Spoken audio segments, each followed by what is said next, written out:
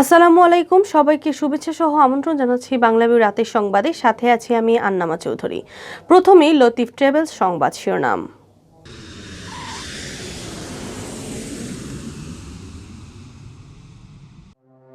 দেশে 75% মানুষ করোনার টিকার আওতায়। টিকার সংকট নেই, দেশেও চলছে উৎপাদনের প্রস্তুতি, জানালেন পররাষ্ট্রমন্ত্রী।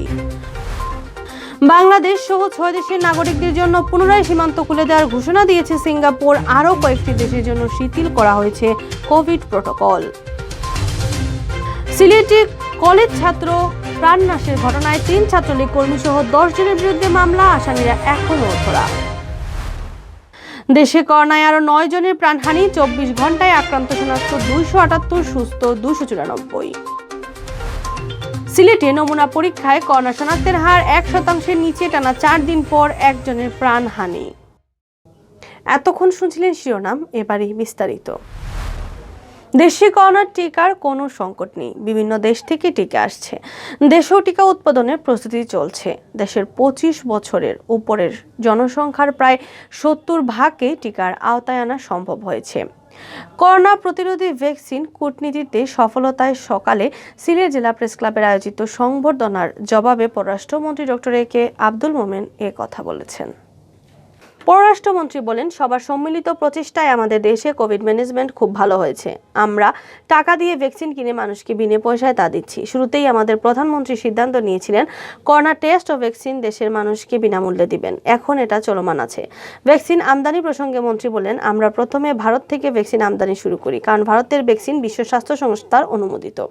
পরবর্তীতে সেখানে অতিমারি বেড়ে যাওয়ায় তারা ভ্যাকসিন দেওয়া স্থগিত রাখে। এই অবস্থায় আমরা চীন থেকে ভ্যাকসিন আমদানির সিদ্ধান্ত নেই। চীন ভ্যাকসিন দেওয়ার পর প্রথমে আমাদের কাছে এসেছিল, কিন্তু আমাদের চিকিৎসকরা তাতে আগ্রহ দেখাননি। ভারত ভ্যাকসিন দেওয়া স্থগিত রাখায় আমরা অসুবিধায় পড়ে চীন থেকে আমদানির পরিকল্পনা নেই। চীনও জানায় তারা তাদের দেশের ভিতরেও বাইরে প্রায় 100 মিলিয়ন ভ্যাকসিন প্রয়োগ করেছে, তাদের ভ্যাকসিনে কোনো সমস্যা হচ্ছে না।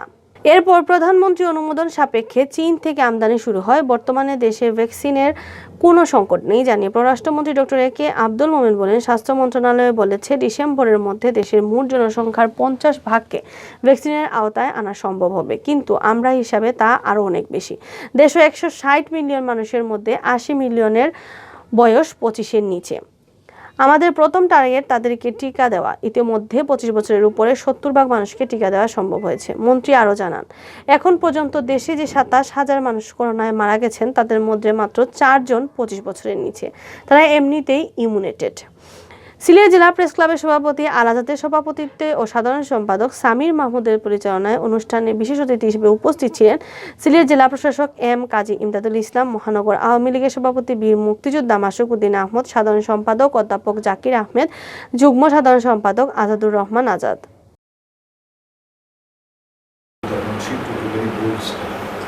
উনার কারণেই আমরা তখন বিভিন্ন জায়গা থেকে ভ্যাকসিন আছে, আমাদের এখন ভ্যাকসিনের কোনো সমস্যা।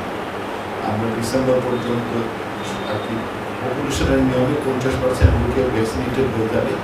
আর আমার হিসাবে আমরা অনেক বেশি, আমার হিসাবে এই জন্যে আমি সেটা পুলিশের সাথে আগ্রহ করেছি যে you have to take care of the target population. আমার হাতে 60 মিলিয়নের মধ্যে 80 মিলিয়নের 50 বছরের নিচে, সরি হিসেবে 25 বছরের নিচে, আর 25 বছরের নিচে মৃত্যু সংখ্যা 4 জন, 27,000-এর মধ্যে 4 জন। সুতরাং তারা তারা ভ্যাকসিন না হলেও চলে। সুতরাং আমি বাকি যে লোকগুলো দিয়েছি আমার প্রায় 70% লোক আমি ভ্যাকসিন করে দিয়েছি। করোনা ভাইরাস মহামারীতে বন্ধ হয়ে যাওয়া সীমান্ত বাংলাদেশ সহ 6 দেশের নাগরিকদের জন্য পুনরায় খুলে দেওয়ার ঘোষণা দিয়েছে সিঙ্গাপুর। একই সঙ্গে অন্যান্য কয়েকটি দেশের জন্য করোনা ভাইরাস পরীক্ষার কড়াকড়ি ও অন্যান্য বিধিনিষেধ শিথিলের সিদ্ধান্ত নিয়েছে এশিয়ান এই নগরাষ্ট্র। দেশটির স্বাস্থ্য মন্ত্রণালয়ের এক বিবৃতিতে আগামী 26 অক্টোবর থেকে নতুন এই সিদ্ধান্ত কার্যকর হবে বলে জানানো হয়েছে। এতে বলা হয়েছে, এসব দেশে করোনা ভাইরাস পরিস্থিতি পর্যালোচনার পর তাদের নাগরিকদের জন্য সিঙ্গাপুর ভ্রমণের বিধিনিষেধ প্রত্যাহারের সিদ্ধান্ত নেওয়া হয়েছে। আগামী 26 অক্টোবর স্থানীয় সময় রাত 11:59 থেকে বাংলাদেশ, ভারত, মিয়ানমার, নেপাল, পাকিস্তান এবং শ্রীলঙ্কার পর্যটকরা সিঙ্গাপুর প্রবেশ অথবা ট্রানজিট নিতে পারবেন। তবে এজন্য সিঙ্গাপুর যাওয়ার আগে 14 দিনের ভ্রমণের ইতিহাস সম্পর্কে কর্তৃপক্ষকে অবহিত করতে হবে। এই ভ্রমণকারীরা সিঙ্গাপুরের 4র্থ শ্রেণীর সীমান্ত বিধিনিষেধের আওতায় পড়বেন। এসব বিধিনিষেধের মধ্যে দেশটিতে পৌঁছানোর পর সরকারি স্থাপনায় 10 দিনের কোয়ারেন্টাইন পালনের নির্দেশ রয়েছে। মালয়েশিয়া, কম্বোডিয়া, মিশর, হাঙ্গেরি, ইন্দোনেশিয়া, ইসরায়েল, মঙ্গোলিয়া, কাতার, রুয়ান্ডা, সামোয়া, সিচেলস, দক্ষিণ আফ্রিকা, টোঙ্গা, সংযুক্ত আরব আমিরাত এবং ভিয়েতনামকে তৃতীয় শ্রেণীর সীমান্ত বিধিনিষেধের আওতায় রাখা হয়েছে।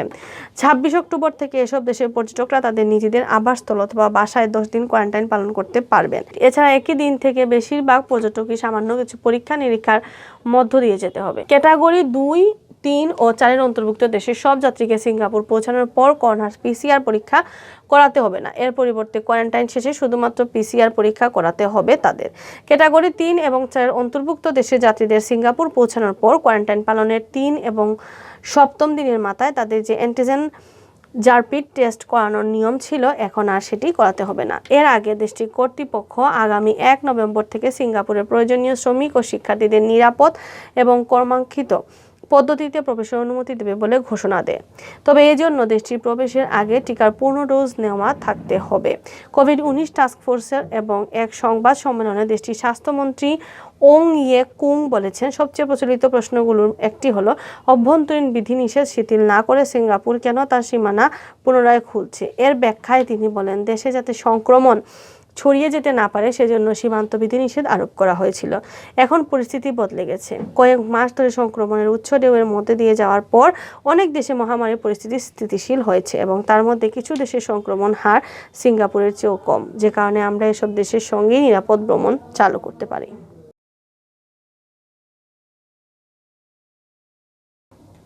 সিলেটের দক্ষিণ সুরমা সরকারি কলেজ ক্যাম্পাসে দ্বাদশ শ্রেণীর ছাত্র আরিফুল ইসলাম রাহাত খুনের ঘটনায় মামলা হয়েছে। শুক্রবার রাতে রাহাতের চাচা শফিকুল ইসলাম বাদী হয়ে মামলাটি করেছেন।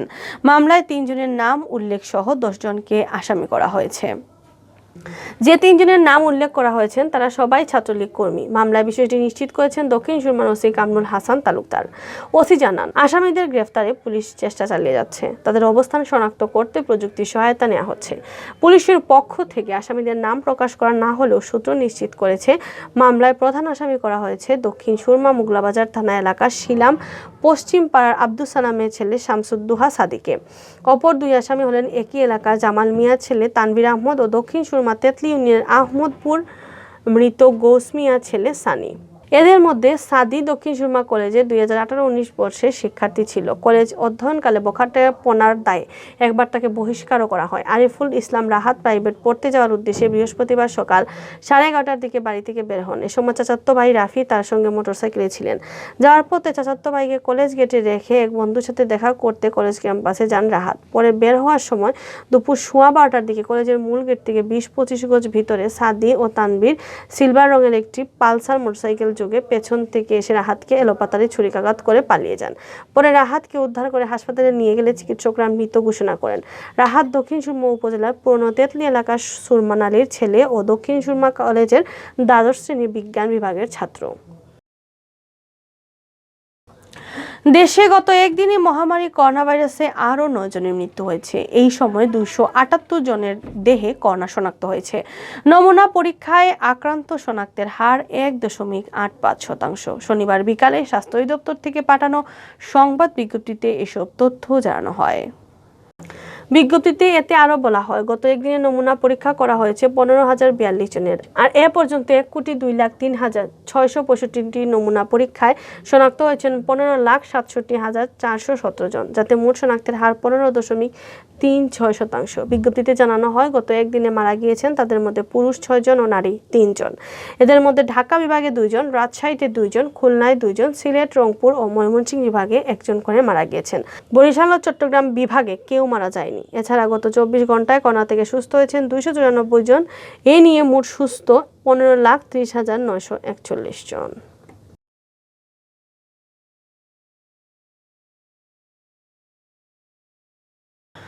সিলেটে মহামারী করোনা ভাইরাসে টানা 4 দিন পর আরেকজনের মৃত্যু হয়েছে আজ। সর্বশেষ 24 ঘন্টায় মারা গেছেন তিনি। এ সময় নতুন রোগী শনাক্তের সংখ্যা মাত্র 7 জন। স্বাস্থ্য অধিদপ্তরের সিলেট বিভাগীয় কার্যালয় থেকে এসব তথ্য জানানো হয়েছে।